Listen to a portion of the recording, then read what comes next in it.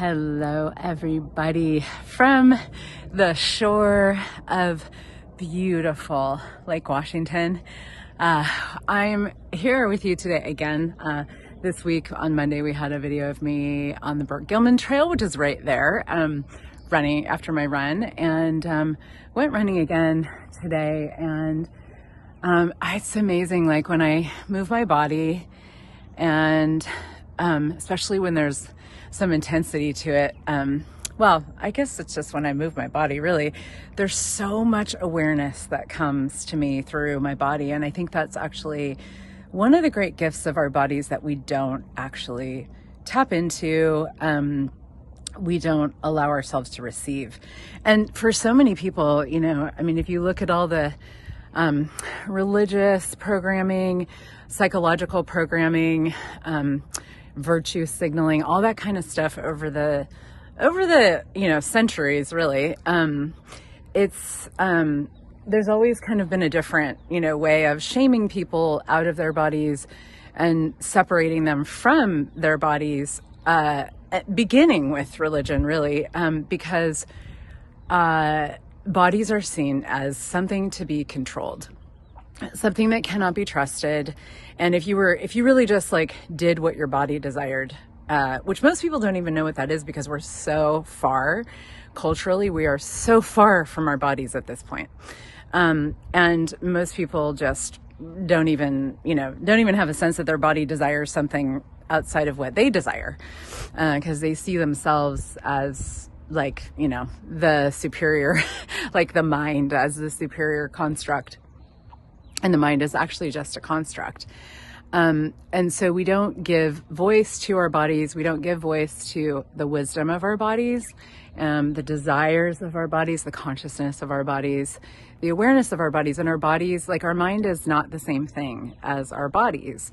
Our mind is a construct, and that's evidenced by, if you look around the world, so many people have different things, different points of view, different thoughts, different perspectives, and that all comes from the mind. And I mean, bodies have different awareness as well, but it's got a different energy to it. But the mind is who's right, and that's one of the big things right now in the world, is the war of right and wrong, and the people on the right think they're right, and the people on the left think they're right, and even in the middle, they think they're right. And who determines who's right, what's right? Well, nobody. That's not a question we're ever going to solve. It's not a reality we're ever going to get to. And we're seeing the polarity implode and explode all over the planet right now in the form of wars and, all kinds of fighting and, vying for control and power based on the rightness of people's points of view. But we're never going to get to a resolution. There's never going to be a resolution that doesn't involve, there's never going to be a resolution, period. And what people are looking for is control to impose their points of view on the people that have a different point of view from them. And when it comes to our bodies don't function like that, because the consciousness, the awareness, the wisdom of your body is its own. Your body has its own wisdom, intuition, consciousness. And I saw this dynamically when I was a body-centered psychotherapist and a dance therapist, and I did a lot of trauma work, and it was so exquisite to me. It was like this incredible training ground where I really got to see. I would sit with people, and I mean, I still do this work occasionally when it is, warranted or asked for. But sitting with people, getting them into the sensations of their body, which is largely the language of our body, how one of the ways that our bodies really speak to us is through sensation, and getting people into sensation, and their bodies could just start to communicate. People would get into a space of mindfulness and presence and awareness of their bodies, and we would just kind of dive into that and really look at what what the body had to say, like give the body space to talk, to share, to communicate, and to show what it knew, what it knows.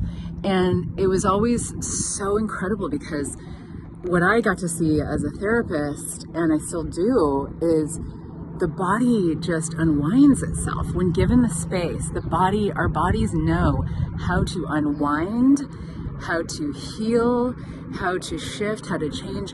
And the funny thing is that a lot of times when that occurs, we actually simultaneously, like if we follow and we're willing to allow our bodies to really show us what they're capable of and what they know, we actually, like the solidity of our points of view about the world, about life, which really are our points of view and our judgments, and the polarization of this world, like that's actually what creates a lot of our suffering, a lot of our, not just the global suffering, but our individual suffering. It's what keeps money out of our lives. It keeps our businesses from growing. It keeps our bodies from thriving. It keeps our relationships from thriving. It keeps the planet from thriving, honestly.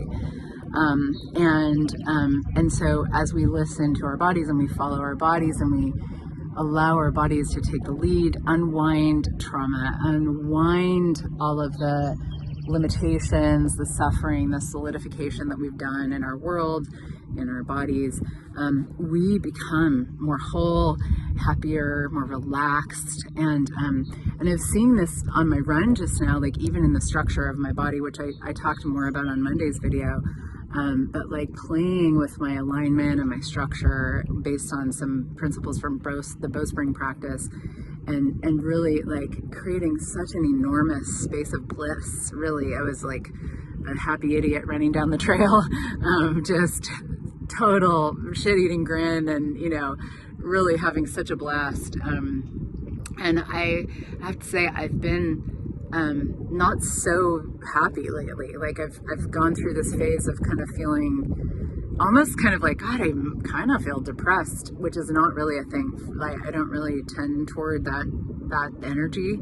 And it's like the more I get into my body, the more I move my body, the more I allow my body to be free as the incredible organism of consciousness that it is.